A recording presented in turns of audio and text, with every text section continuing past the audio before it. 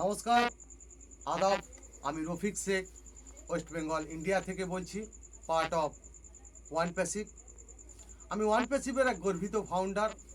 সর্বপ্রথমে জানাই আমাদের সিও অ্যাশ মুখার্জি স্যারকে অসংখ্য অসংখ্য ধন্যবাদ।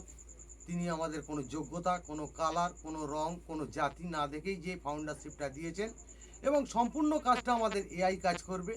আমরা শুধু অ্যাশ মুখার্জির সঙ্গ দেবো, অ্যাশ মুখার্জির সাথে থাকবো।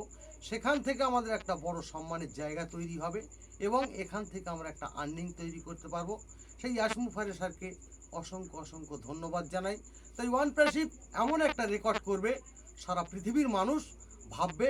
সেটা আমি ছন্দের মাধ্যমে আপনাদের সামনে পেশ করছি যে ওয়ান প্যাসিভটা কেমন রেকর্ড করবে। ওয়ান প্যাসিভ পৃথিবীতে এমন রেকর্ড করবে, কখনো মানুষ ভাবতে পারেনি মোরা গাছে ফুল ফুটবে। ভাববে তখন অবাক লাগবে, দেখবে এমন দৃশ্য সারা পৃথিবী রাঙিয়ে দিয়েছে ওয়ান প্যাসিভের বিশ্ব। বিশ্ববাসী দৃশ্য দেখেই চমকে কিন্তু যাবে, নতুন যুগের নতুন হাসি সবার মুখেই ফুটবে। চাঁদের মতো আলো দেবেই সূর্যের মতো তেজ, অনেক বিজ্ঞান লিখবে এবার ওয়ান প্যাসিভ আজ বেস্ট।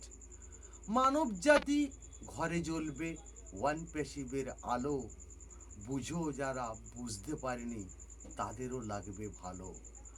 বড় পরিবর্তন হবেই আমাদের, নতুন জীবন শুরু, ওয়ান প্যাসিভের মানচিত্র অ্যাশ মুখার্জি গুরু।